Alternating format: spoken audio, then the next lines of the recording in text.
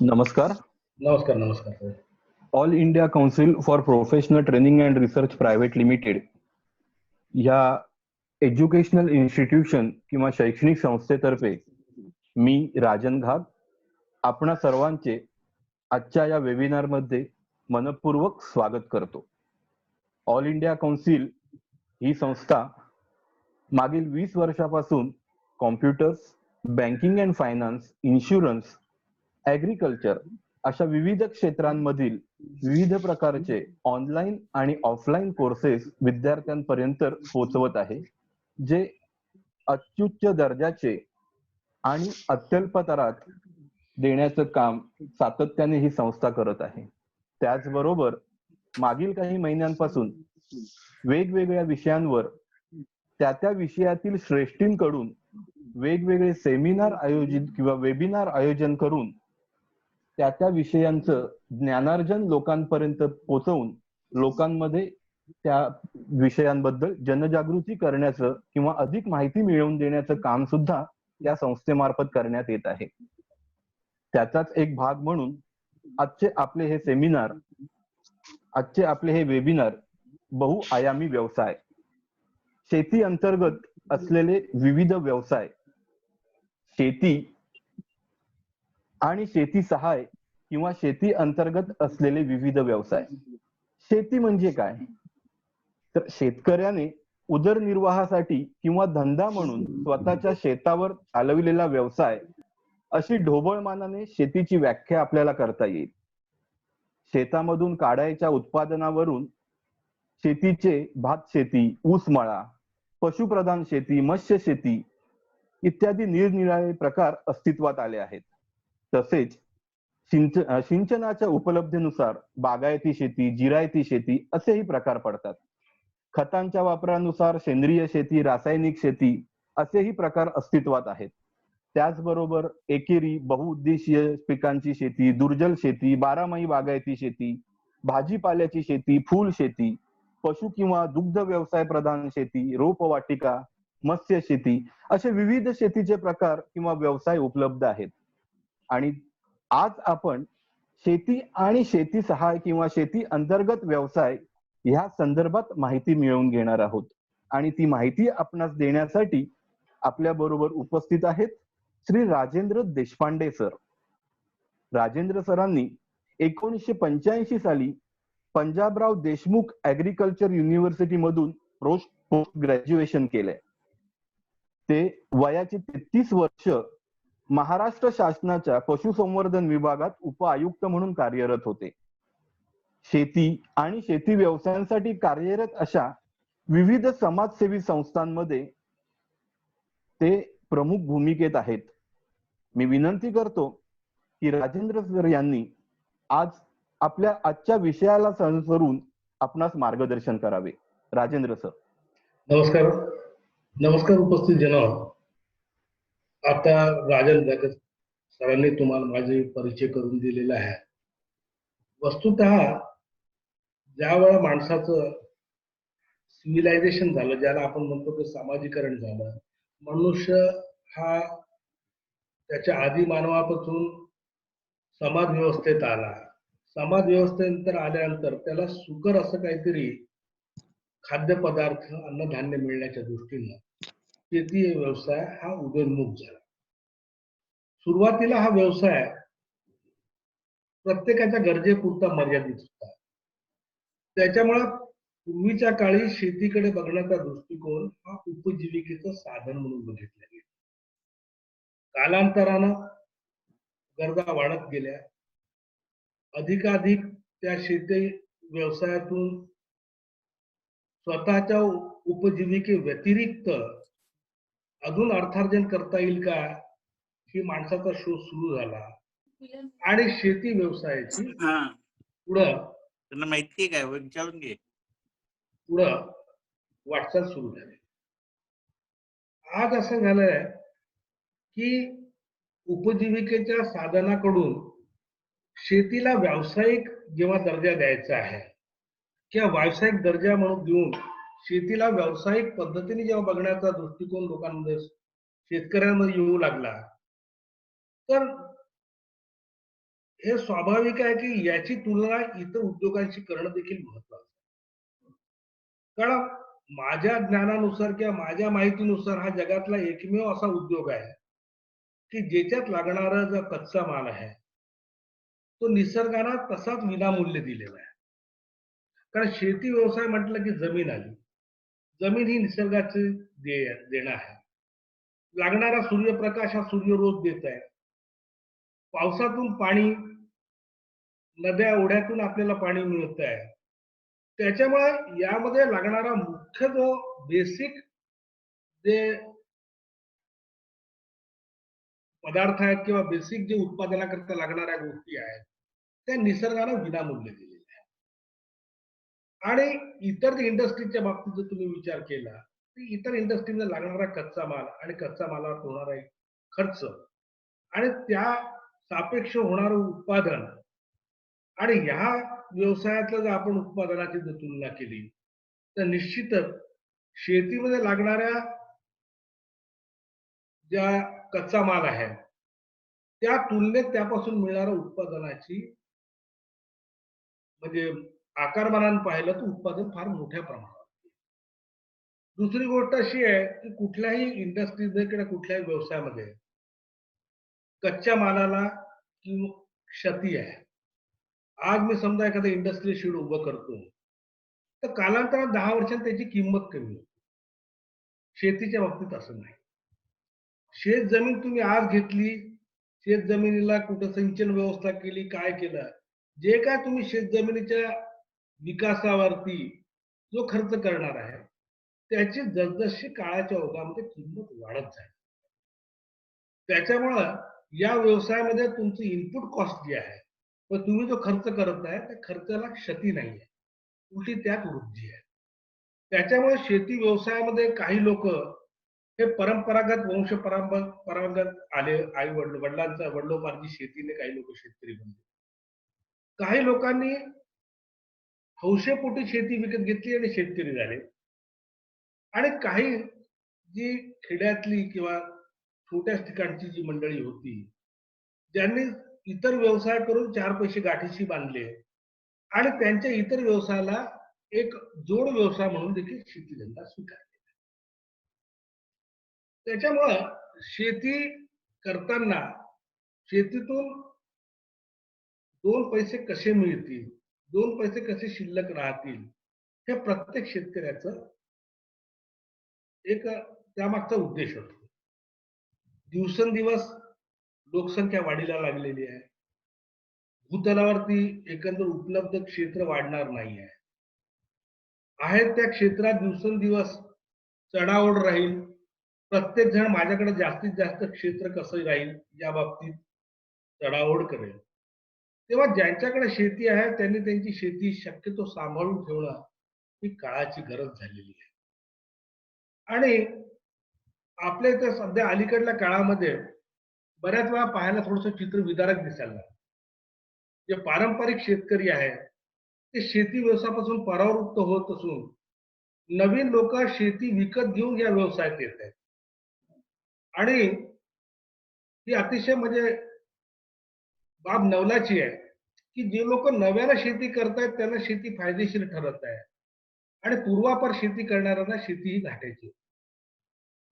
याचं कारण शेती जेव्हा व्यावसायिक दृष्टिकोनातून आपण करतो तेव्हा ती करताना प्रत्येक शेतकऱ्याने डोळस असणं गरजेचं. जी पिकं आमच्या शेतात येतात तीच घेणं केव्हाही आम्हाला फायदेशीर आहे. जी पिकांकरता लागणारा जे काय पर्जन्यमान आहे, पाऊस आहे, उष्णतामान आहे, तापमान आहे, ह्या सर्व गोष्टींचा विचार करून तशाच जर धान्याची किंवा पिकांची आम्ही जर निवड केली किंवा तशी जर पिकं आम्ही घेतली तर शेती आम्हाला पिकायची. तो करतो म्हणून मी करणं हे चुकीचं आहे. मी काय करायला पाहिजे, माझ्याकडे असलेल्या शेतीकरता काय योग्य आहे याचा पुरेपूर अवलोकन करून त्या गोष्टीचा अवलंब करणं हे प्रॉफिटेबल शेती करता गरजेचं आहे. आणि दुर्दैवाने ते होत नसल्यामुळे कुठेतरी लोकांची फसगत होते.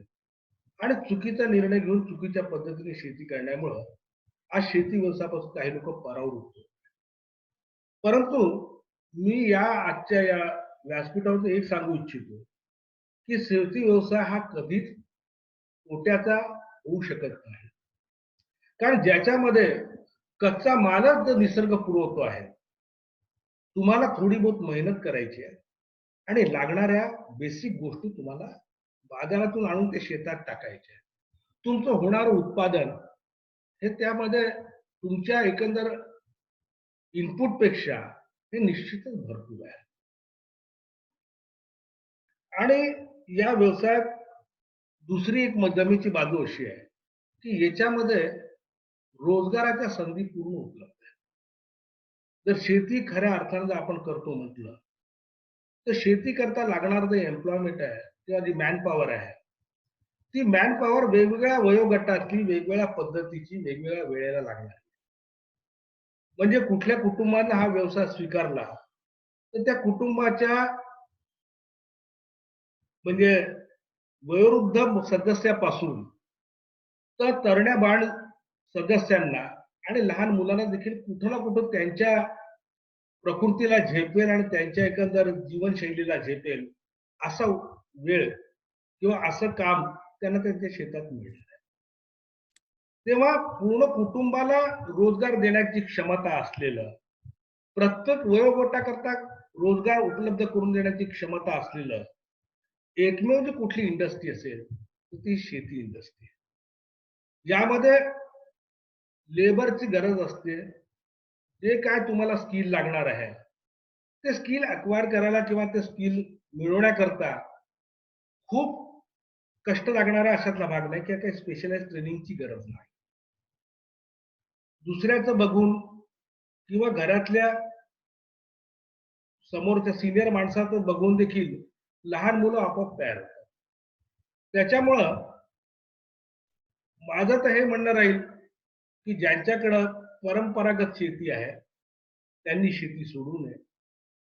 ज्यांनी नव्याने शेती घेतली त्यांनी स्वतःचं एक पूर्ण अवलोकन करून माझ्या शेताकरता काय योग्य राहील अशा गोष्टीची निवड करावी.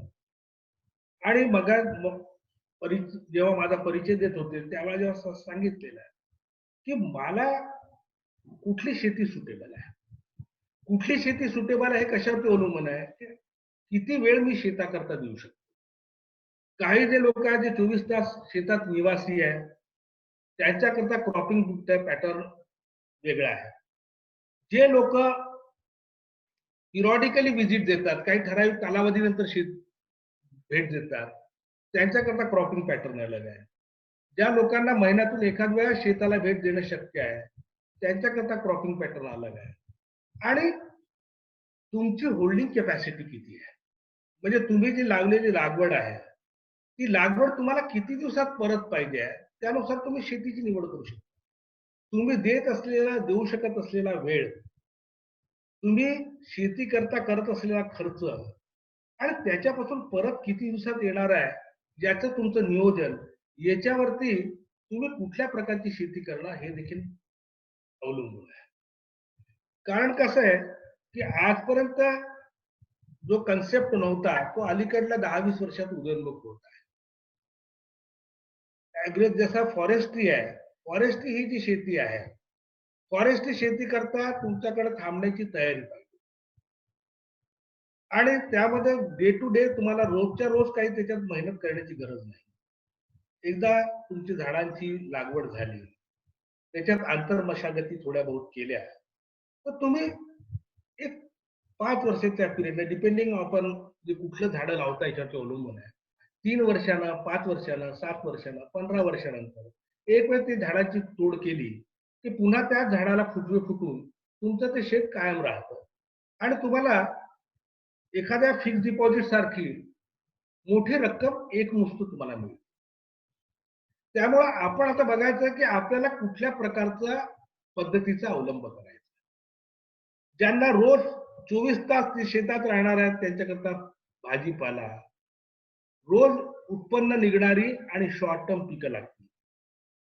जे कधी आठवड्यातून भेट देतात त्यांच्याकरता ट्रॅडिशनल पिकं म्हणजे जसे कापूस, ज्वार, बाजरी, मका वगैरे अशी पिके घेता येईल. आणि जे महिन्यानंतर जे पिकं घेणार आहेत किंवा महिन्यानंतर जी भेट देणार आहेत, त्यांनी थोड्या वेगळ्या पद्धतीची शेती करावी. त्याच्यामुळं तुम्ही किती वेळ देऊ शकता, किती लागत म्हणजे तुमची त्या शेतामध्ये खर्च करण्याची ताकद आहे फायनान्शियली, ज्याला आपण म्हणतो की आर्थिक स्थिती कशी आहे आणि तुम्हाला त्या शेताकडून कधी उत्पन्न अपेक्षित आहे, याच्यावर तुम्ही कुठल्या शेतीची निवड करता यावरती सगळं आहे.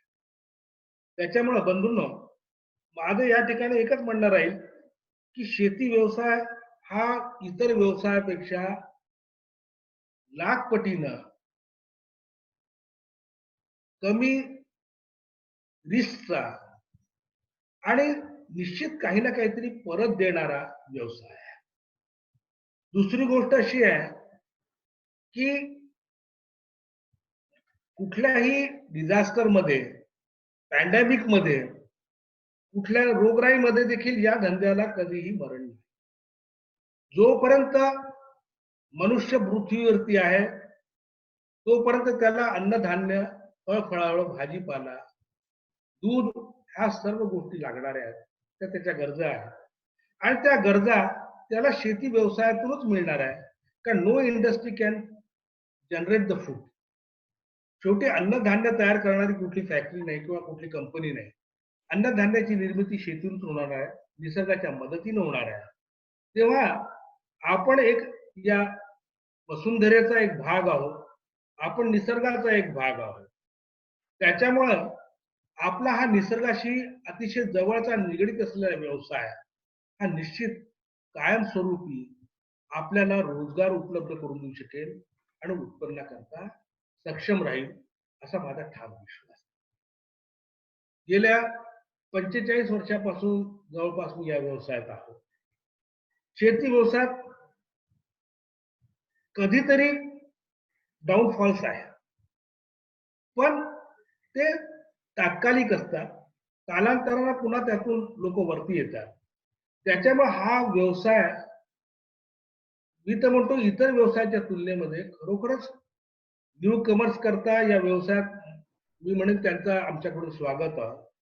जे या व्यवसायात आहेत त्यांनी या व्यवसायाशी निगडीत राहावं आणि हा व्यवसाय अनादी काळापासून चालत आलेला आहे, हा पुढेही देखील आपल्याला चालू ठेवायचा आहे.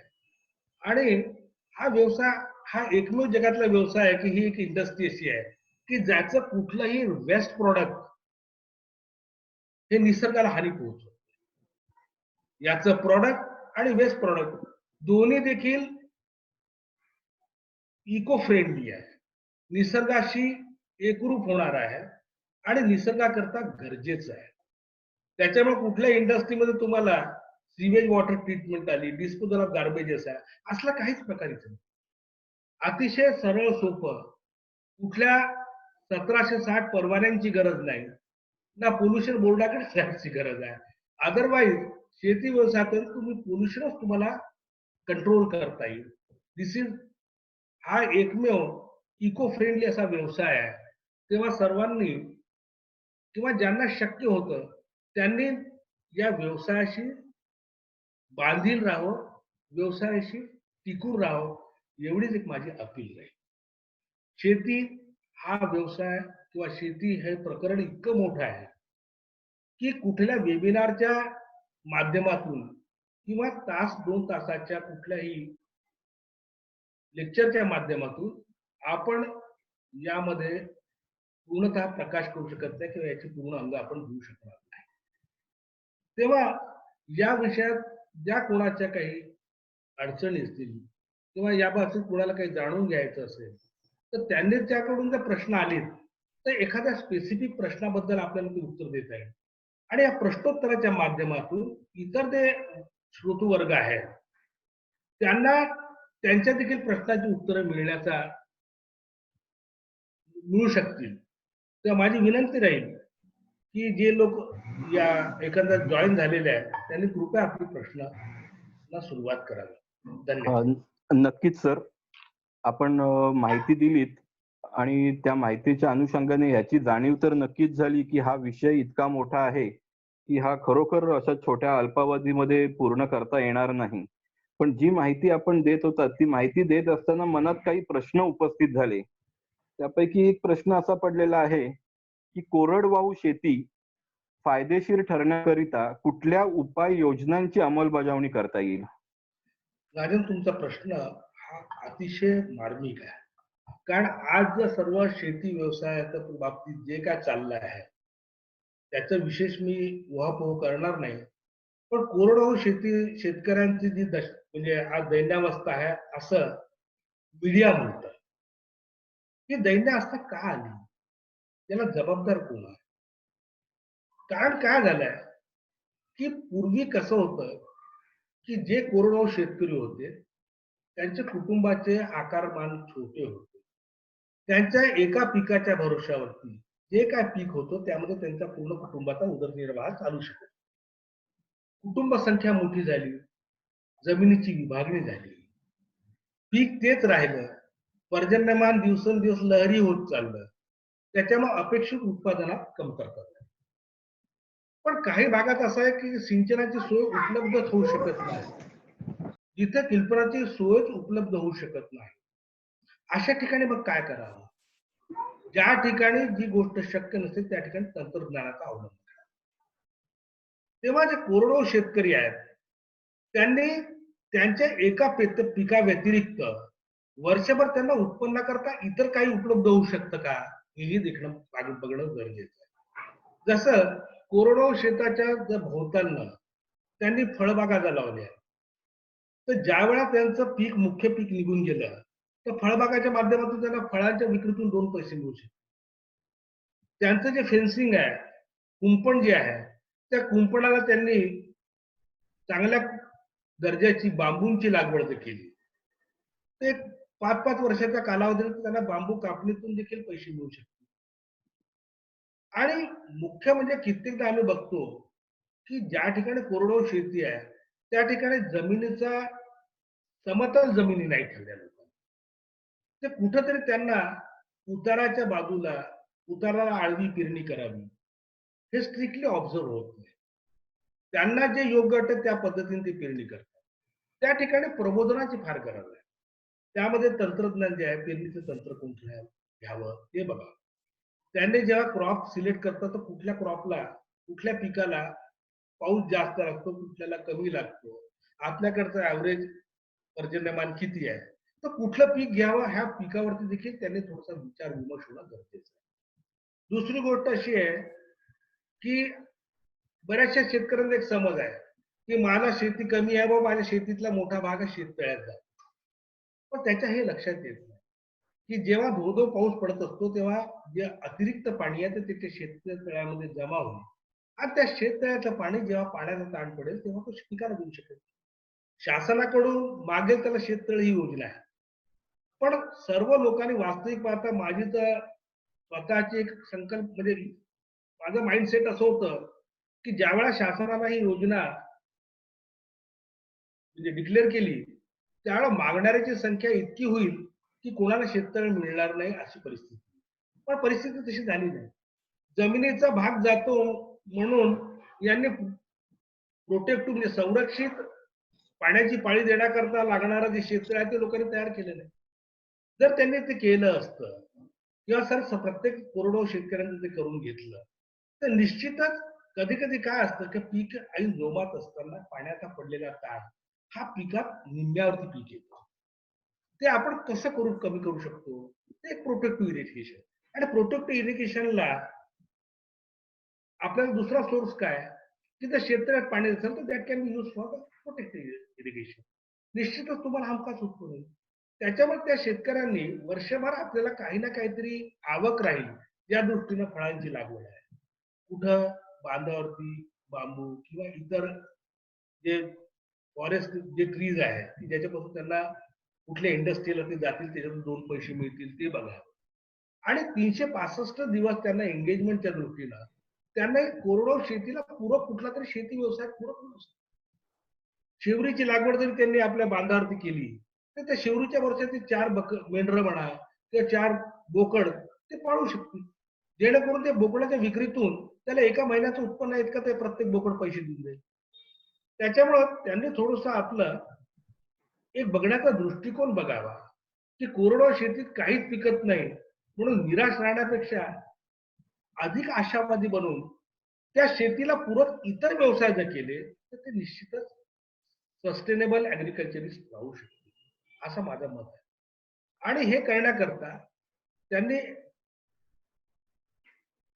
तज्ञ लोकांचं मार्गदर्शन घ्यावं आणि पूर्वी करत असो त्याच गोष्टीला टिकून न राहता आहे त्या गोष्टीत थोडे बदल करणं देखील काळाची गरज झाली. या व्यतिरिक्त धन्यवाद सर. सर मगाशी बोलता बोलता आपण म्हणालात की मूळ शेती आणि ती शेती करणारा शेतकरी हा त्या शेती व्यवसायापासून परावृत्त होऊन नवीन विकत शेती घेऊन शेती करणाऱ्यांची संख्या वाढत आहे. त्या अनुषंगाने मला विचारायचंय सर, जर एखादा मुख्य व्यवसायाव्यतिरिक्त शेती हा जर जोडधंदा म्हणून स्वीकारला तर ते स्वीकारता येईल का आणि ते कितपत योग्य राहील आणि त्याला कितपत न्याय देता येईल? निश्चितच ते शेती हा पूरक व्यवसाय पण करू शकतो. जसं एखादा सरकारी अधिकारी आहे किंवा एखादा सरकारी कर्मचारी आहे, त्याला शनिवार रविवार सुट्टी आहे. शनिवार रविवारी प्रत्येकाचं वीकेंडचे कन्सेप्ट वेगवेगळे आहे. तर तो कर्मचारीने जवळपास एखादी शेती घेतली आणि त्यात जर पिकाची लागवड केली तर निश्चितच ते फायदेशीर आहे. आणि जे नव्यानं शेती व्यवसायात येतात ते कुठंतरी पैसे देऊन ती जमीन विकत घेतात. जेव्हा एखादी गोष्ट आम्ही पैशाची पदर मोड करून विकत घेतो तेव्हा त्या गोष्टीबद्दल त्याची केलेली पदरमोड किंवा त्यात केलेली इन्व्हेस्टमेंट हे रिटर्न कसं येईल, परत कसं येईल याच्याकरता त्याची धडपड चालू असते. आणि ती त्याची धडपड त्याला कुठला ना कुठला तरी नवीन शोध करायला, नवीन प्रयोग करायला प्रवृत्त करते.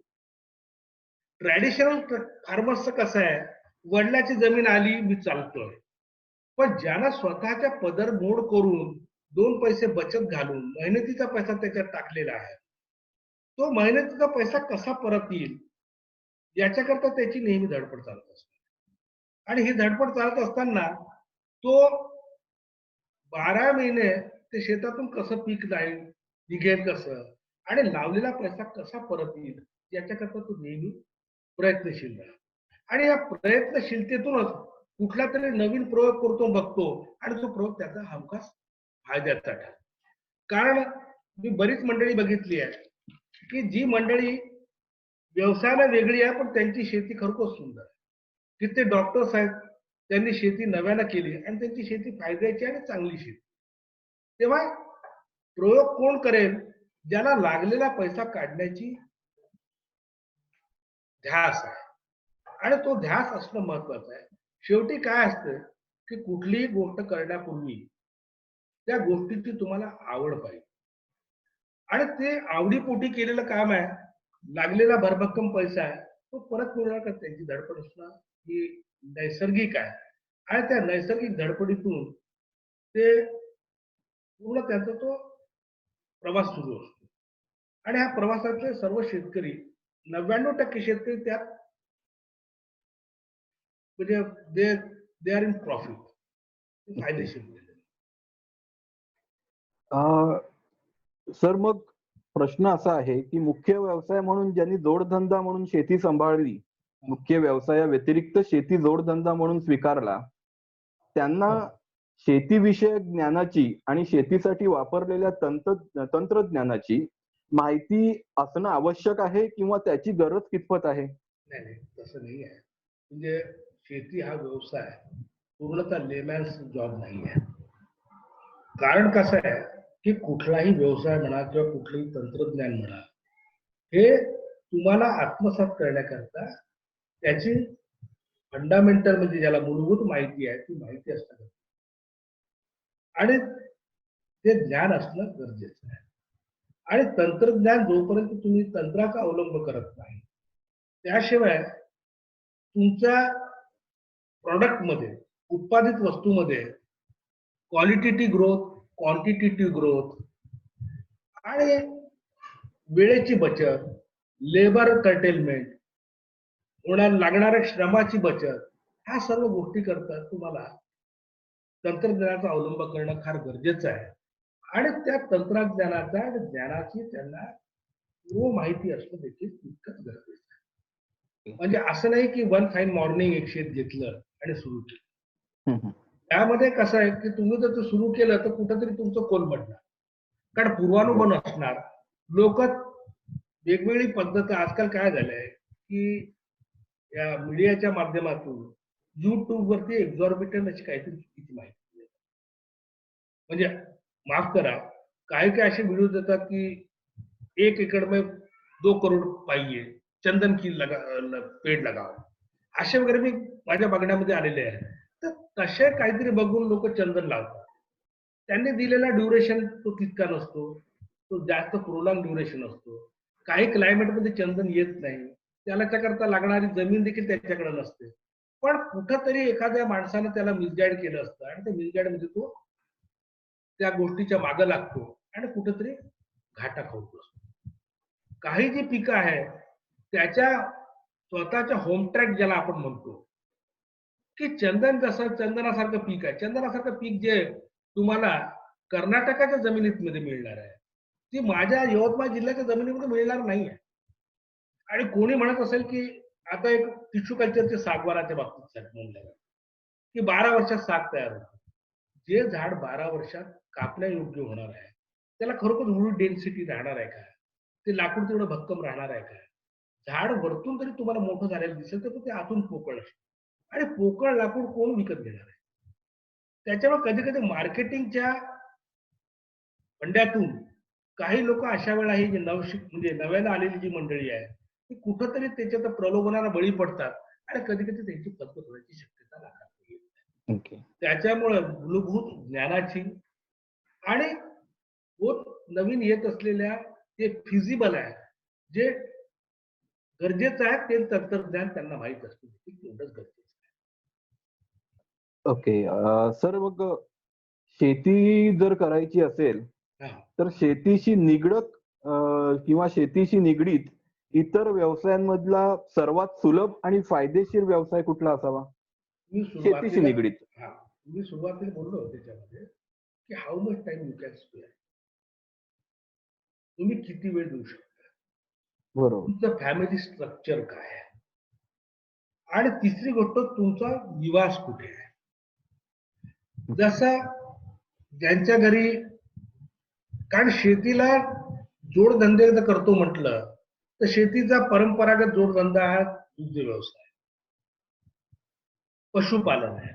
पशुपालनामध्ये म्हणजे बकरी मेष पालन, बकरी पालन आहे, कुक्कुट पालन आहे, मत्स्यपालन आहे. पण मत्स्यपालन हा व्यवसाय ज्या ठिकाणी पाण्याची चणचणा त्या ठिकाणी शक्य आहे का?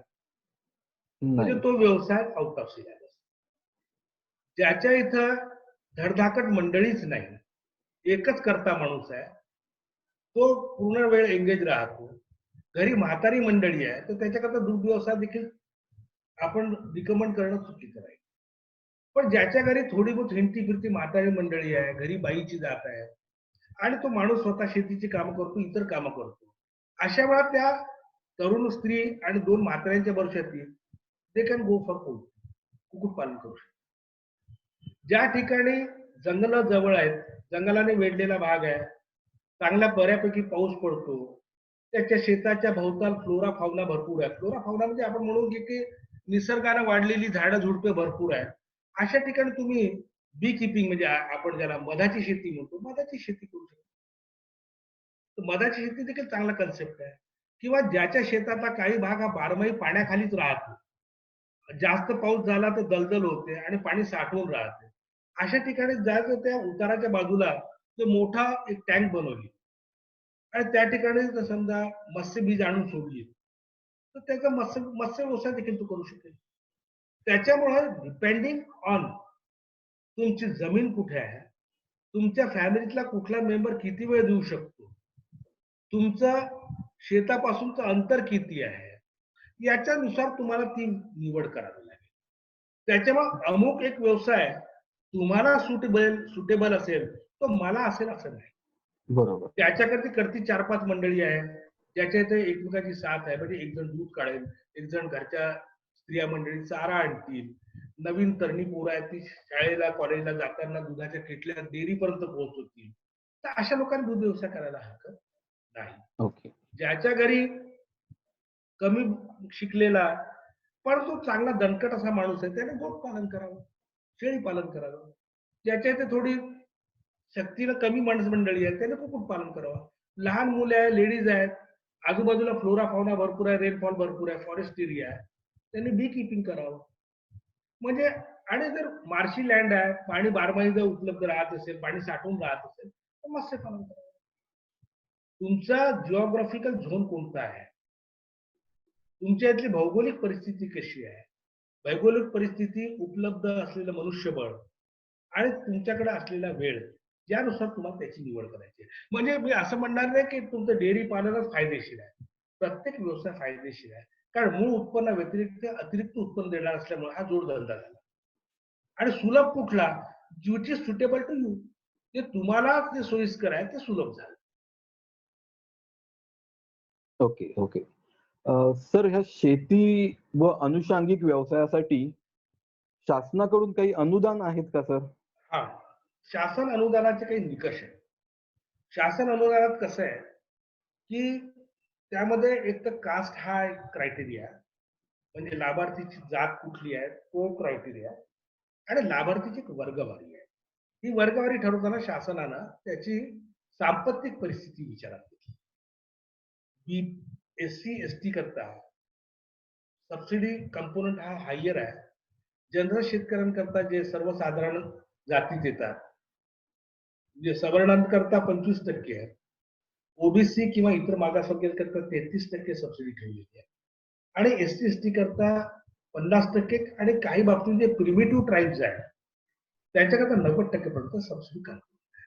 हा सबसिडी कंपोनंट व्हॅरी हा योजनानिहाय, ऍक्टिव्हिटी निहाय, म्हणजे कुठला तुम्ही व्यवसाय करणार त्याच्यानुसार हा व्हेरिंग राहतो. तो असा काही त्याचा असा फिक्स असं काही नाही आहे.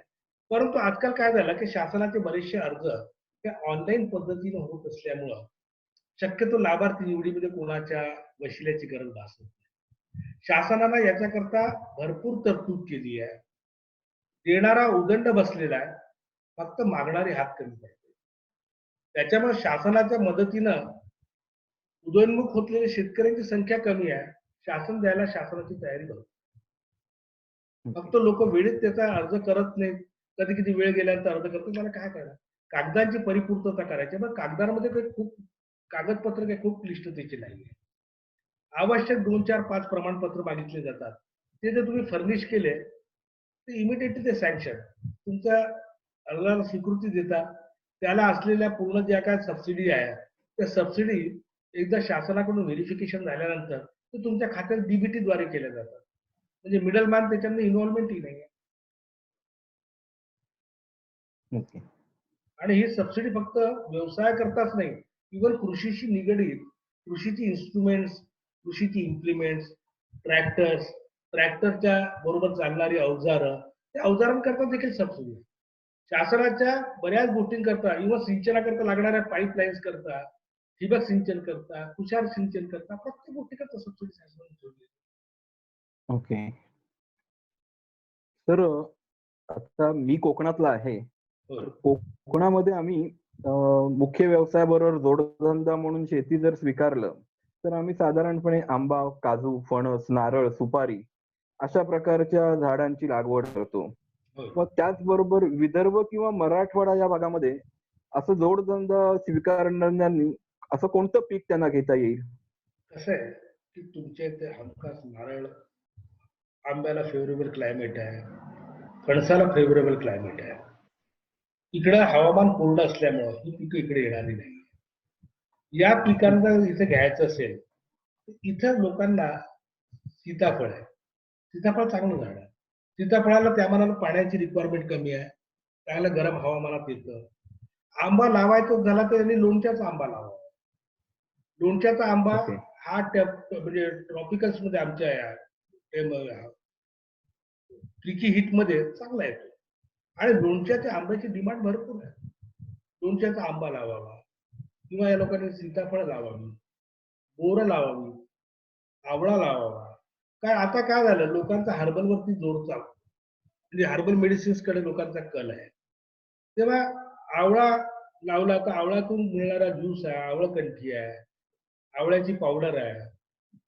त्याचे बरेचसे प्रॉडक्ट्स आहेत, जे मानव म्हणजे तब्येतीकरता, शरीराकरता औषधी म्हणून देखील वापरले जाते. कन्फेक्शनरी म्हणून जो आपण म्हणतो, की आवळ्याची जर तुम्ही कॅन्डी बनवली, ती देखील मुलांना खाऊ घालायला हरकत नाही. आवळा आहे, सीताफळ आहे आणि तुमचं बांबू आहे, सुबाबूळ आहे. अशा वृक्षांची लागवड त्यांना करता येईल. जेणेकरून शेतीच्या एका उत्पन्नाव्यतिरिक्त यांना इतरही उत्पन्न मिळू शकतं. त्याच्यामुळं आपल्या भागात काय येतं हे तिथला तिथला निसर्ग सांगतो. किंवा तुम्हाला सांगतो, अतिशय वृक्ष त्या ठिकाणी येणारा झाड हे पळसाचं आहे. आम्ही काय ओके. करतो, की पळसाची झाडं आम्ही काढून टाकतो for the want of nothing. हे पळस जे पानं आहेत, त्या पळसाच्या पानाच्या पत्रावळी धुणे म्हणजे इको फ्रेंडली डिशेस. आता थर्मोकोलच्या डिशेस बंद झाल्या, बॅन झाल्या. पेपर डिशेस करतो म्हटलं तर देर is a destruction of forest. Paper तयार करायला झाडांची कत्तल करावी लागते. त्याला पुन्हा पॉलिथिनचं लॅमिनेशन करायचं की नाही हा पुन्हा एक वेगळा भाग आहे. त्याच्यामुळं जी कुठल्या समारंभाकरता लागणारी जी पत्रावळ आहे, ती पत्रावळ देखील तुमच्या पळसाच्या पानाची बनवू शकता. तृण देखील त्याचे बनवू शकतात. पळसाच्या झाडावरती कीटकांची वाढ करून त्यापासून लाख निर्मिती केल्या जाऊ शकते. सिलिंग आपली जी लाख येते ना, बरोबर. ती पळसापासून निघते. Same lac can be use for ornaments also. लेडीजचे बरेचसे काही ऑर्नामेंट्स आहेत, बांगड्या आहेत, हे आहेत, ते लाखेपासून बनतात. म्हणजे where there is a wish there is a way. तिथे काय असते, मुख्य म्हणजे इच्छाशक्तीची कमतरता काही बऱ्याच ठिकाणी पडते. आणि थोडस सुरुवातीला प्रवाहाच्या विरुद्ध जाण्याकरता लागणारं जे बळ आहे ते आर्थिक बळाची विशेष गरज नसते.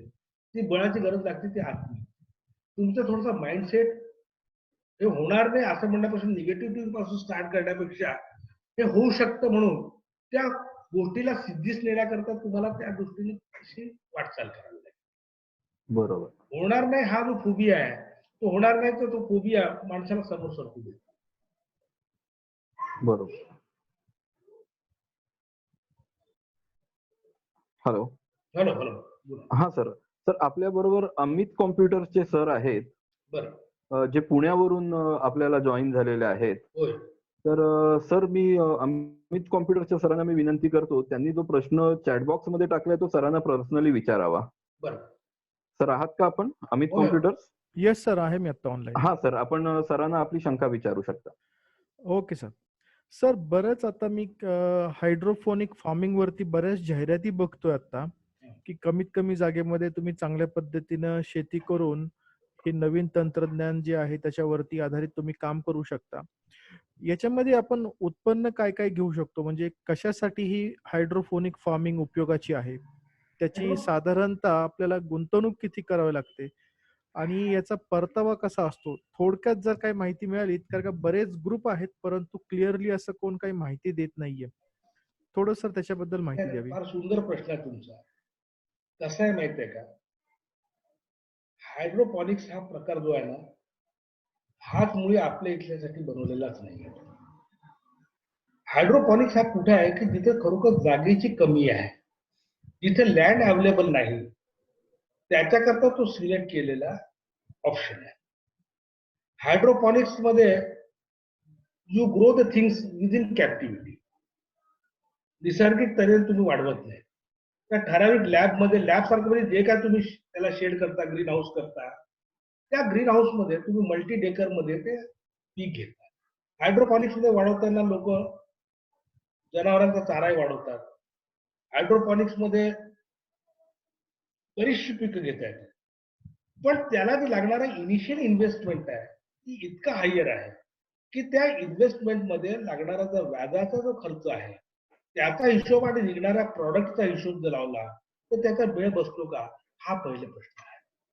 कारण बऱ्याच वेळा काय होतं की एखादी गोष्ट प्रायोगिक स्वरूपावरती जर आपण सुरू केली आणि त्याच्या सुरुवातीलाच जर तुमचं ह्यूज एक्सपेन्सेस झालं आणि ते तुम्ही बँक फायनान्सेस घेऊन जर करणार असाल तर ते व्याजापोटी त्यातून निघणाऱ्या प्रॉडक्ट कॉस्टचं आणि तो मेळ बसणार. आणि हायड्रोपॉनिक्स मध्ये काय की लॉंग टर्म तुम्ही पिकं ठेवू शकत नाही, they are of short duration. त्याच्यामुळे त्याला ती एंगेजमेंट आलीच नाही. आणि पुण्यासारख्या शहरामध्ये हायड्रोपॉनिक्सला लागणारी जागा देखील महाग आहे, ही तितकी स्वस्त नाही.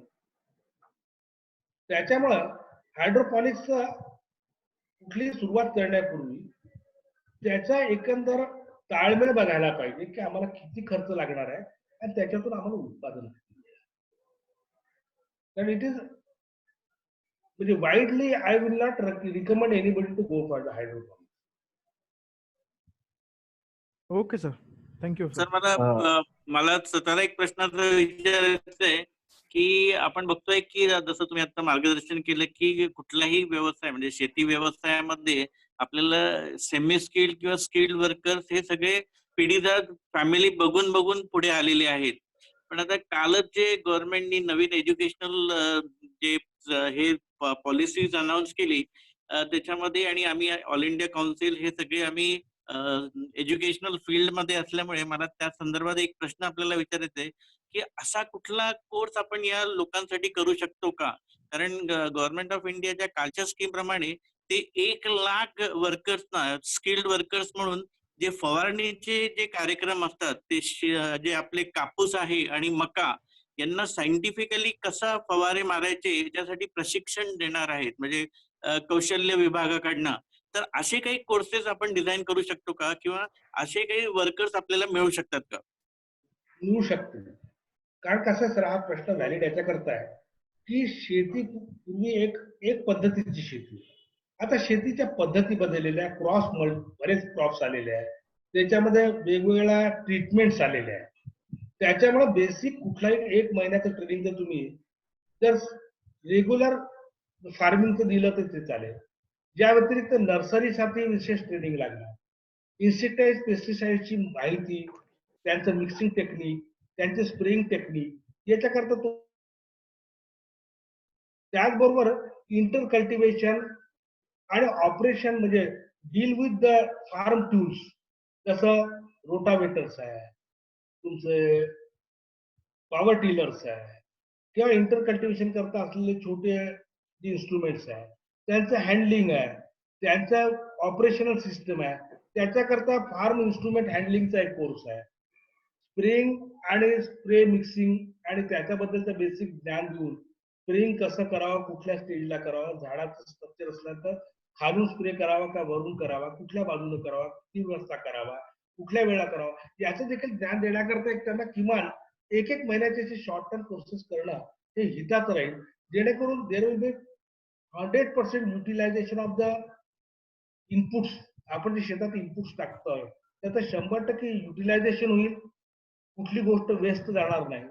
आणि प्रॉपर टेक्नॉलॉजी आणि टेक्निक अप्लाय केल्यामुळे जे टेक्निक ते प्रॉपरली आपण यूज केलं तर खऱ्या अर्थानं we can get the visible effect of the technology, असा त्याचा संबंध आहे.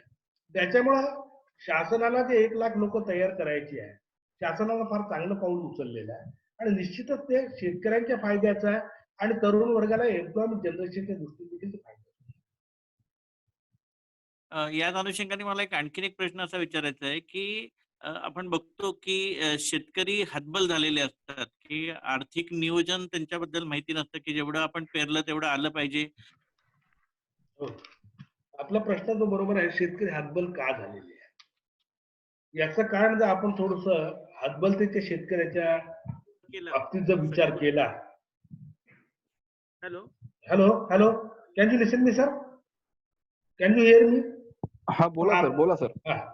काय झालंय, सरांनी फार व्हॅलिड क्वेश्चन विचारलाय की शेतकरी हतबल का झाला. बरोबर. का झालं, 1972 सालात दुष्काळ पडला, ज्यावेळा आय वॉज अ किड, आणि त्या 72च्या दुष्काळानंतर आपल्याकडे व्हाईट रिव्होल्युशन, आपल्या ग्रीन रिव्होल्युशन सुरू झाली.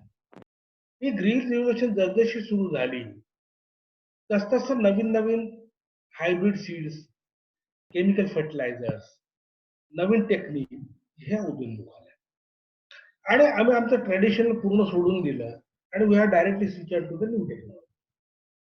ही टेक्नॉलॉजी जेव्हा अडॅप्ट केली तेव्हा दुर्दैवानं म्हणा लोकांना काही गोष्टींबद्दल अवेअरनेस दिलेला नाही आणि तो अवेअरनेस न दिल्यामुळे चुकीच्या बाबीवरती गरजेपेक्षा जास्त खर्च करणं, चुकीच्या बियाणाची निवड करणं, प्रॉपर शेड्यूल ऑब्झर्व न करणं. पिकाला एक त्याचा प्रोटोकॉल आहे ना, पेरणीनंतर किती सण खत द्यायला पाहिजे, किती सण काय स्प्रे करायला पाहिजे. आज काय झालंय तुम्हाला सांगतो, ह्या कॉटन बेल्ट मध्ये किंवा तुम्ही चिली बेल्ट मध्ये पहा, एखादं औषध महाग आहे म्हणून त्याला सर्वजण ऍक्सेप्ट करतात. प्रश्न औषध महाग आहे म्हणून कामाचं नाही आहे. Whether is really works to my problem, माझ्या पिकाकरता ते गरजेचं आहे का नाही हे बघणं गरजेचं.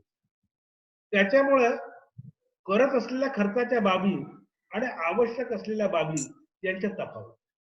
जे करायला पाहिजे ते लोक करत नाही. चुकीच्या गोष्टी फवारल्यामुळं डिझायर इफेक्ट मिळत नाही आणि अननेसेसरी एक्सपेंडिचर. कुठलाही एखादा समजा क्रॉप आहे, त्या क्रॉपला मला खर्च किती येणार आहे, त्याच्यामध्ये ऑप्टिमल किंवा ऍव्हरेज किती प्रोडक्शन येणार आहे आणि त्या प्रोडक्शन मधून मला किती बेनिफिट मिळणार आहे, याचा कुठंतरी त्यांनी लेखाजोखा ठेवणं गरजेचं. आणि दुर्दैवाने तो लेखाजोखा ठेवला जात नाही. फक्त प्रोडक्शन जास्त आहे म्हणून त्या गोष्टीच्या मागे धावण्यापेक्षा नेट प्रॉफिट हा कन्सेप्ट जर त्यांनी आपण रुजवला त्यांच्या मनात, तर त्याच्यातून मला खरी प्रॉफिटेबिलिटीचा जर त्यांनी विचार केला तर ते they will not go for the new things. कधी कधी ते हे करतं. दुसरी गोष्ट काय झालं की दिवसेंदिवस मॅक्झिमम शेत हे कल्टिवेशन खाली आणण्याच्या हव्यासापोटी लोकांनी शेतातली मोठी झाडं कैक वर्षाची वृक्ष होते ते वृक्ष तोडून टाकले. त्यांना हे लक्षात येत नव्हतं की त्या वृक्षाच्या योगे कुठंतरी बायोलॉजिकल कंट्रोलनं पेस्ट अटॅक कमी होत होता. ते वृक्ष शेतात असल्यामुळे त्यांची रूट जमीन खोलवर गेल्यामुळं तिथून पाणी पर्क्युलेट होऊन सॉइलचा, जमिनीचा पाण्याचा स्तर उंच राहत होता. म्हणजे we have interfere so many things जे वास्तविक पाहता निसर्गाला मान्य नव्हतं. निसर्गाच्या विपरीत आम्ही काय काय कृती केल्यामुळं काहीतरी होत आहे.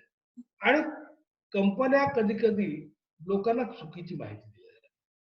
अमुक बिळाच्या ऍडव्हर्टाईज प्रोपोगंडा करताना इतके क्विंटल प्रति एकर त्याचा क्रॉप आला. अरे कुठं त्याच्यामध्ये विश्वास ठेवण्यासारख्या माहिती नसतात. फसव्या माहिती, फसव्या जाहिराती आणि या सर्वांमुळं हे सर्व होतं. पूर्वीच्या काळी लोक बिवड करत असत. ज्या वर्षी एक क्रॉप घेतल्यानंतर म्हणजे द्विदल धान्य घेतलं किंवा द्विदल पीक घेतल्यानंतर पुढचं क्रॉप हे एकदल घेतलं जातं. जमिनीला कुठेतरी रेस्ट दिला जात होता. आज तुमच्या पश्चिम महाराष्ट्रात जर बघितलं, वर्षानुवर्ष त्या ऊसाच्या पिकाखाली जमिनी आहेत, त्याच्यावरती त्या केमिकल फर्टिलायझर्स म्हणजे तुमचे रासायनिक खतं आणि पाण्याचा भडीमार झालेला आहे. जमिनीला सॅलिनिटी आली, जमिनी बेकाम झाल्या. कुठेतरी जमिनीला देखील काही पिरियडला तुम्हाला आराम देणं देखील गरजेचं आहे. त्याच्यामुळे जमिनीला आराम न देणं, बिवट न करणं, जमिनीच्या सॉइल हेल्थला आवश्यक मध्यंतरीच्या काळात लोकांना पशुधन नकोसं झालं. बऱ्याचशा शेतकऱ्यांनी त्यांच्याकडे असलेलं पशुधन विकून टाकलं. त्याच्यामुळे ऑर्गॅनिक जे सॉइलचं ह्युमस ज्याला आपण म्हणतो, ज्या ह्युमसवरती खऱ्या अर्थानं पिकाची वाढ आहे, पिकाचं खरं म्हणजे पुढचं उत्पादन अवलंबून आहे, ते ह्युमस तुमच्या शेताला शेणखत नाही, ऍनिमल म्हणजे जनावरांपासून त्या लघवीपासून मिळणारा युरिया नाही, त्याच्यामुळे ह्युमस देखील कमी झाला. त्याच्यामुळे तेवढ्यापुरती केमिकल फर्टिलायझर शेती पिकेल अशी झाली. म्हणजे कधी कधी आमचा अतिहव्यास देखील आम्हाला त्या अतिहव्यासाच्या आज आम्ही फळं बघतो. काही ठिकाणी शेतकरी हतबल का झाला की इव्हन आजकाल लोकांना शेतातला मधला जो कचरा असतो 2 पिकांमधला, तो कचरा पूर्वी भांगलून काढला जातो. आता त्याकरता पेस्टिसाइड तुमचे हर्बिसाइड्स आले, विडीसाइड्स आले. ह्या विडीसाइड्सचा भडीमार झाल्यामुळे काय होतं की सॉइल मधला कुठं ना कुठेतरी एक गोष्ट जेव्हा एका जीवाला मारते तेव्हा ती इतर जीवांवरती कुठं ना कुठे परिणाम करून जाते. ह्या गोष्टीला माझं लेमॅन स्टेटमेंट नाही आहे, बेसिक प्रिन्सिपल आहे. जेव्हा तुम्ही तणनाशकांचा अमाप वापर करता त्या सॉइलचं स्वतःचं कॉन्स्टिट्यूशन चेंज होतं. ते तणनाशक कंपन्या याला मान्य करणार नाही, कारण त्यांना माल विकायचा. पण तणनाशक केव्हा मारायचं आणि केव्हा भांगरून शेत साफ करायचं हे डिस्क्रिप्शन तर माझं आहे ना. मी विचार केला पाहिजे की खरोखर तणनाशक गरजेचं आहे का, नसेल तर जाऊ द्या ना. शेतात 2 तासाच्या मधामध्ये कुठंतरी तुम्ही इंटर कल्टिवेशन करा आणि 2 झाडामधलं जे आहे ते भांगरून काढून द्या. थोडं लेबर कॉस्ट लागेल, पण हा तणनाशकापासून होणाऱ्या ज्या जमिनीचा जो विपरीत परिणाम आहे आणि that is going to damage your soil for a longer period, ते कुठल्या अंशी आपण थांबवू शकतो. आणि अशी बरीचशी कारणं आहेत की ज्याच्यामुळे आज ही परिस्थिती आहे.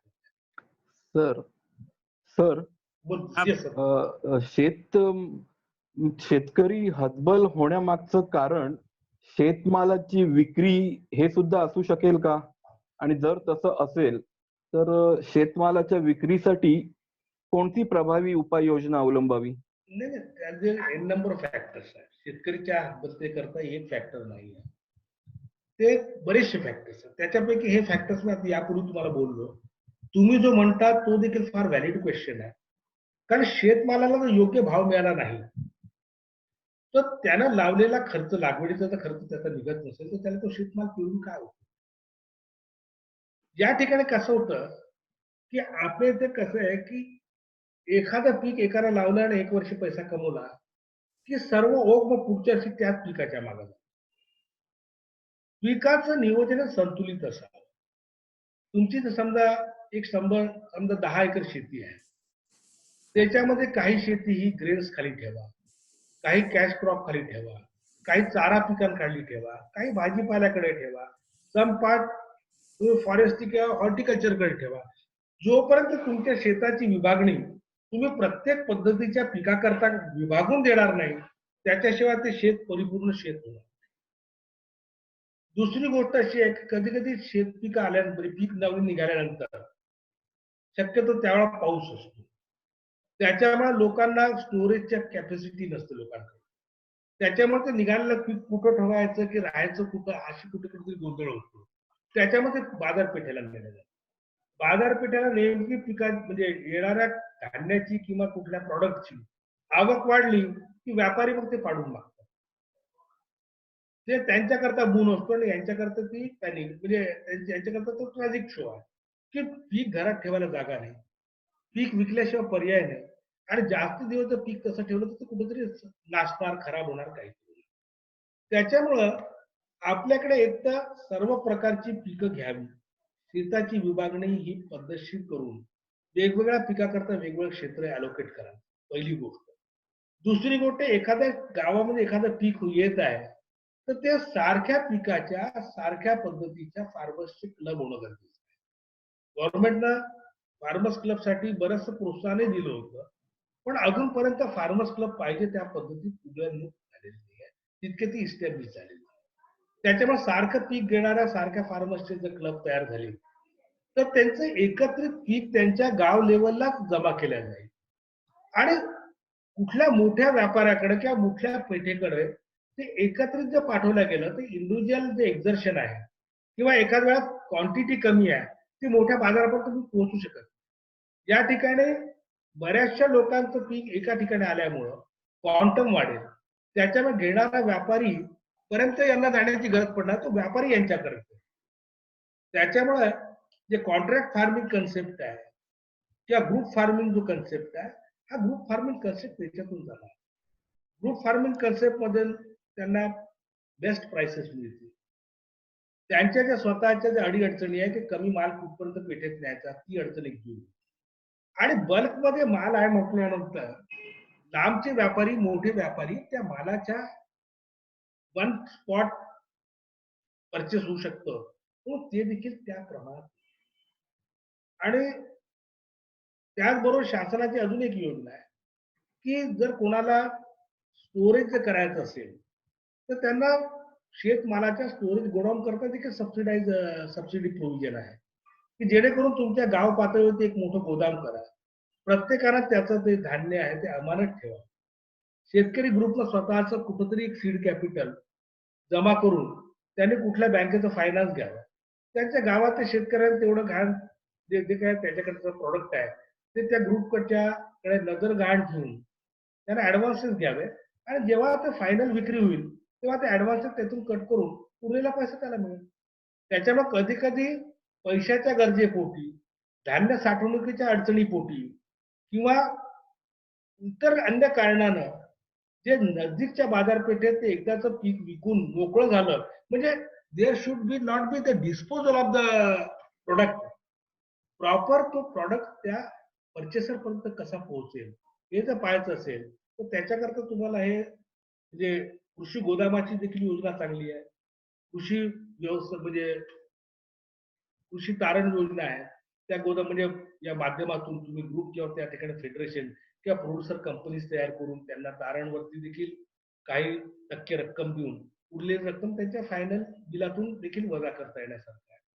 आणि याचबरोबर आज कसं आहे शोकांतिका की बरेचसे जे प्रॉडक्ट आहेत जसं इतके लेगुम्स आहेत, मूग झाला, उडीद झाला, तूर झाली, हे सर्व प्रॉडक्ट खेड्यातून शहरात जातात, शहराच्या मिलमध्ये प्रोसेस होतात आणि ते तिथून बॅगिंग होऊन पुन्हा गावाकडे परत.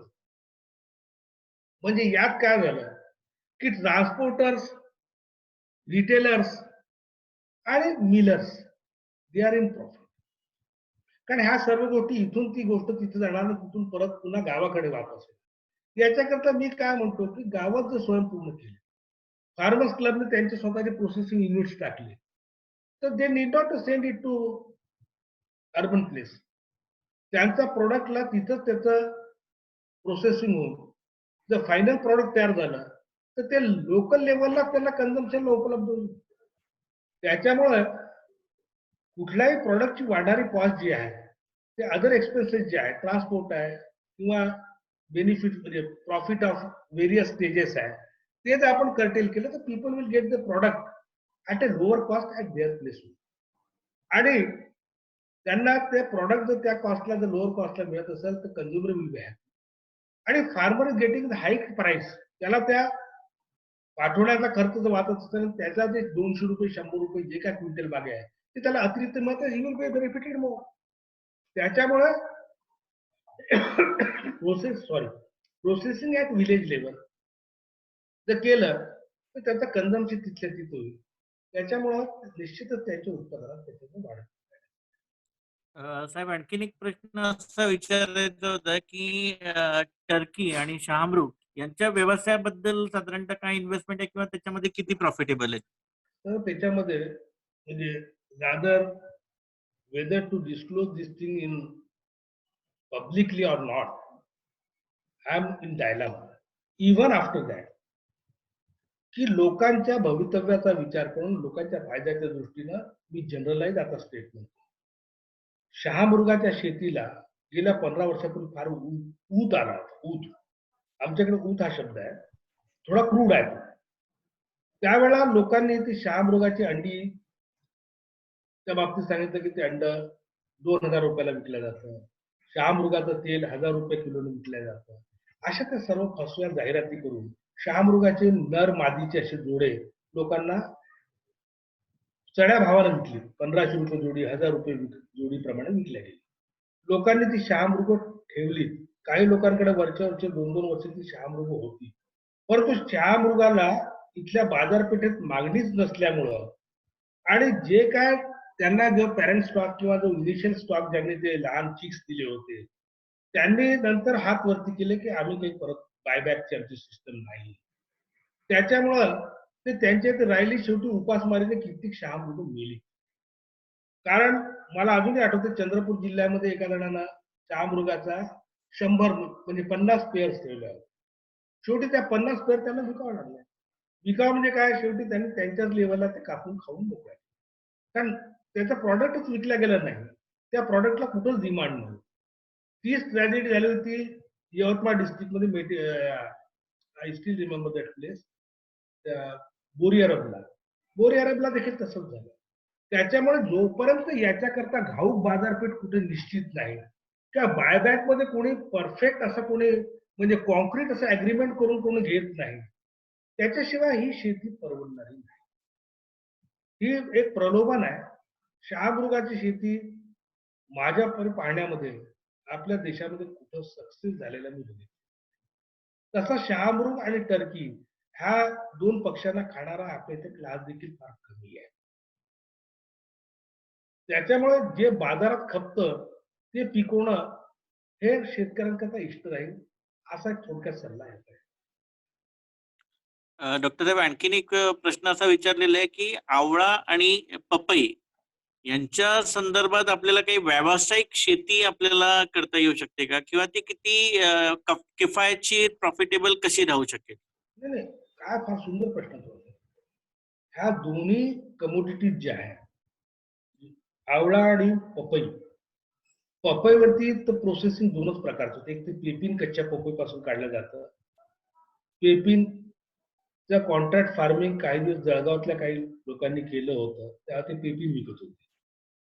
पण तुमच्या मुंबई आणि पुण्याच्या जवळपास जर पपई कोणी घेतली, लावली कॉन्ट्रॅक्ट बेसिस होती काही शेतकऱ्यांनी, तर ती आणून नुसती रॅप करून जरी मॅच्युअर्ड पपई काही दिवस, एक दिवस 2 दिवस त्या गोडाऊनमध्ये ठेवली, ते automatically ripes and that fetches the better price. मार्केटमध्ये चांगली पिकलेली पपई 25 रुपये, 30 रुपये, 35 रुपये किलोनं मार्केटमध्ये कोणी घेत. आणि त्या पपईची नॅचरल रेपन जी पपई राहणार आहे, तिची क्वालिटी चांगली राहील, ती हेल्दी देखील राहील आणि त्याच्यापासून इतर केमिकल ट्रीटमेंट न केल्यामुळं लोकांना निश्चितच फायदा होईल. आणि पपईचं पीक तसं हे शॉर्ट ड्युरेशन पीक आहे आणि प्रॉफिटेबल पीक आहे, चांगलं पीक आहे. ब्लॅक सॉइल मध्ये चांगलं येतं, हेवी सॉइल मध्ये चांगलं येतं, तर हरकत काहीच नाही पपई फार्मिंगला. आणि राहिला प्रश्न आवळ्याचा फार्मिंग, तर आवळ्याच्या बाबतीमध्ये कसं आहे की आवळ्याला तुम्हाला ते त्या स्पेसिफिक हाय यील्डिंग व्हेरायटीज लावाव्या लागतील आणि ते आवळा कलेक्ट केल्यानंतर तुमच्या ते निश्चित मागणी आवळा ज्यूसला आहे, की आवळा सरबत आहे. एक मला माहित आहे की माझ्या भागात आलेला आहे की जिग्रस जवळ एक शेतकरी आहे, त्यानं स्वतःच्या शेतातच 110 एकर आवळ्याची लागवड केली आणि त्याचे आवळ्याचे जवळपास 14 प्रॉडक्ट्स आहेत. पण जवळपासला मोठं शहर नसल्यामुळे तो गणेश नाव आहे त्याचं. तो गणेश गावोगावी त्याचे स्वतःच्या व्हॅन्स बनवल्या, छोटा हाती म्हणून ती छोटी व्हेकल आहे 1.5 टन कॅपॅसिटीची, त्याच्यामध्ये जे सेल द्या प्रॉडक्ट टू व्हेरियस. तसंच एक नागपूरजवळ एक आमलामृत म्हणून फॅक्टरी आहे, त्या आवळ्याची कॅन्डी, आवळ्याची सुपारी, आवळ्याची इतर प्रॉडक्ट करतात, त्यात they are also getting good response. जर कोणी पुण्याच्या जवळ ते करत असतील तर हे करण्याच्या पूर्वी त्यांनी एक असेस करावं की how much product they can sell. कारण कसं असतं की एका झाडाला, चांगला वेल मॅच्युअर्ड झाडाला भरपूर आवळे लागतात. त्याच्यामुळे कॉन्ट्रॅक्टेड फार्म मधल्या आवळ्यांचं आवक आणि रिलेटिव्हली त्या प्रॉडक्टची डिमांड याचा कुठंतरी समन्वय साधून ते थोडंसं वर्कआउट करणं फार गरजेचं आहे. आवळ्याला देखील चांगलं ब्राईट फ्युचर आहे. फक्त असं आहे की आवळा लागवड करताना त्याला कॉस्टली जमीन परवडणारी नाहीये, कारण प्रॉडक्ट कॉस्ट आणि इन्व्हेस्टमेंट कॉस्ट याचा पुन्हा एक ताळमेळ घालणं गरजेचं आहे. ते कोणाकरता? शेतकऱ्यांकरता. त्याचबरोबर जो त्याचा प्रोसेसर किंवा कॉन्ट्रॅक्ट फार्मिंग जो बायबॅक करणार आहे, त्या बायरनं त्याच्या प्रॉडक्टला कितपत डिमांड आहे हे पाहून त्या प्रपोर्शन त्याने लागवड. हा जर तसं त्याने तसा म्हणजे बॅलन्स अभ्यास केला तर निश्चितच दोन्ही farmers will be benefited. Doctor साहेब, तुम्ही आता जी माहिती दिली त्याच्यामध्ये आता असा उल्लेख केला की आवळ्याची जी पीक आहे ते जास्ती महागाच्या जमिनीवर करण्यामध्ये इष्ट नाहीये, कारण ते तेवढं प्रॉफिटेबल होणार नाही. तर या संदर्भात आता तुम्हाला माहितीये की जमिनीचे भाव रोजच्या रोज वाढत आहेत. तर अशा वेळेला जी इस्रायल मध्ये जी टेक्निक आणलेली आहे की मल्टी लेव्हल फार्मिंग, तर त्याच्या संदर्भात काही आपण माहिती देऊ शकाल का? तर आपण तर कॉस्ट ऑफ लँड जर विचारात घेतली आणि इस्रायलचं जे मल्टी डेकर जी ऍग्रिकल्चर आहे किंवा मल्टी टायर जे म्हणतो आपण, ते टेक्निक आपल्या इथं परवडणार नाही. कारण कसा साधा एक विचार करा की त्याच्याकरता ते रेजिंगचं जे कॉस्ट आहे ती निश्चितच सॉइल कॉस्ट पेक्षा हायर आहे. Relatively cost of land is growing up, I agree, but it is not that much high if we should go for the multi-acre farming. आणि इस्रायल टेक्निक जर अडॅप्ट करतो म्हटलं तर Israel technique is bit costly technique, no doubt it is the super technique on earth. आज इस्रायलला compete करण्याचं technique कोणाकडेच नाहीये. पण त्या टेक्निकला अडॅप्ट करण्याकरता लागणारं जे इनिशियल इन्व्हेस्टमेंट आहे, तेवढे इन्व्हेस्ट करणारे आपल्याकडे तेवढे धनाढ्य इन्व्हेस्टर्सची गरज आहे. सर्वसामान्यांना ते त्याच्यावरती होणारं इनिशियल एक्सपेन्डिचर आहे ते फार हाय आहे. त्याच्यामुळे तोही एक विचार होणं गरजेचं आहे. आणि राहायला प्रश्न आवळ्यासारखं जसं पेरिनियल क्रॉप आहे, म्हणजे लॉंग ड्युरेशन क्रॉप्स आहे, त्यांच्याकरता हे टेक्निक आपल्याला परवडण्यासारखं. धन्यवाद सर. आणखीन कोणाला काही प्रश्न विचारायचे आहेत का? हॅलो हॅलो, असेल तर देर मोस्ट वेलकम. आणखीन कोणाला काही प्रश्न विचारायचा आहे का?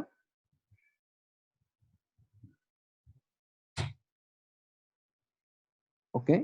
काही प्रश्न आता नसतील, नंतर जरी तुमच्या मनात काही प्रश्न आले तर AICPTR ईमेल आयडी वरती आपण ते प्रश्न विचारू शकता. त्यांचं निरसन आपल्यापर्यंत नक्की पोहोचविण्यात येईल. सर, आज आपण जी माहिती दिलीत ती खरंच खूप उपयुक्त अशी आणि उपयोगी, सर्वांनी नक्की ती फॉलो करावी अशी माहिती दिलीत. शेतीत असणाऱ्यांनी सुद्धा आणि शेती व्यवसायाकडे वळू पाहणाऱ्यांनी सुद्धा ती माहिती खरोखर उपयुक्त ठरेल. त्यासाठी आपण दिलेल्या माहितीसाठी आणि आपण दिलेल्या आम्हाला दिलेला वेळ, त्या सर्वांसाठी आपले मनपूर्वक आभार. त्याचबरोबर आजचे उपस्थित जे सर्व गेस्ट आहेत, आताच मगाशी मी एक नाव वाचलं, म्हणजे साधारणपणे एक अमित कॉम्प्युटरचे आमचे पुण्याचे सर आहेत, किंवा डॉक्टर शीला माळवे आहेत, पाध्ये सर आहेत, पाध्ये मॅडम आहेत, AICPTR चे सर्व स्टाफ मेंबर्स आहेत. या सर्वांचे मी मनपूर्वक आभार मानतो. पण शेवटी आज आपण ज्या विषयावर चर्चा केली तो विषय होता आपला शेती. आणि शेती विषयावर बोलताना जर आपण शेतकऱ्याचे आभार मानले नाहीत तर आपला विषय पूर्ण झाला असं मला तरी कुठेतरी वाटत नाही. आणि शेतकऱ्याचं गुणगान करताना मला अभिषेक पाटोळे म्हणून एक कवी आहेत, त्या कवींची एक कविता आठवते. राजेंद्र सर, वाचू, मी बोलू का ती कविता? Sure sir, most welcome. आणि before concluding, just I will ask for 1 minute more बस. Right sir. तर शेतकऱ्यांबद्दल एक कविता आहे, जे कवी अभिषेक पाटोळे आहेत त्यांची एक कविता मला आठवते. ती कविता अशी आहे: शेतकरी तो राबतो शेतात म्हणून जग खातय सुखानं. शेतकरी राबतो शेतात म्हणून जग खातय सुखानं. उन्हामध्ये काम करून त्याचं अंग भिजतय घामानं. जगाला पोसणारा तो जगाचा पोशिंदा, जगाला पोसणारा तो जगाचा पोशिंदा, स्वतः मात्र खातो भाकरी अन कांदा. पावसाकडे आस लावून बसतात त्याचे डोळे, पावसाकडे आस लावून बसतात त्याचे डोळे. दुःखी होतं मन पाहून आभाळ मोकळे. चांगलं पीक आलं की मन हरखून जातं, चांगलं पीक आलं की मन हरखून जातं. त्याच्या मेहनतीचं ते फळ असतं. शेतच असतं त्याची काशी अन पंढरी, शेतच असतं त्याची काशी अन पंढरी. कामातच पाहतो तो त्याचा हरी, कामातच पाहतो तो त्याचा हरी. शेतकरी हाच खरा आहे देशाचा पाया, शेतकरी हाच खरा आहे देशाचा पाया. शब्दच कमी पडतात हो त्याचं गुणगान गाया, शब्दच कमी पडतात हो त्याचं गुणगान गाया. धन्यवाद. राजेंद्र सर, आपण 1 मिनिट वेळ मागितला होता. बिफोर कन्क्लुडिंग, हा सर. AICPTR तुमचं फोरम आहे, विशेष करून पाध्ये सरांचा मी अतिशय आभारी आहे की त्या योगे त्यांनी मी तुमच्याशी आणि शेतकरी बंधूंशी ह्या नेटच्या माध्यमातून संवाद साधण्याकरता given me the opportunity. I am very much thankful to Padde sir, as well as same time thanks also extended to you because you are the person who has just coordinated the things. Thank you Rajan very much. Thank you. Keep ever living. Let the farmers know me forever. धन्यवाद. Right. Thank you sir. पुन्हा एकदा आपणा सर्वांचे मनपूर्वक आभार मानतो आणि पुन्हा एकदा अशाच एका वेगळ्या विषयाच्या अनुषंगाने नवीन वेबिनार मध्ये लवकरच भेटू. आपण सर्व याल अशी आशा अपेक्षा प्रार्थना करतो आणि आजचं वेबिनार इथे संपलं हे जाहीर करतो. धन्यवाद. धन्यवाद. Thank you very Thank you. Much.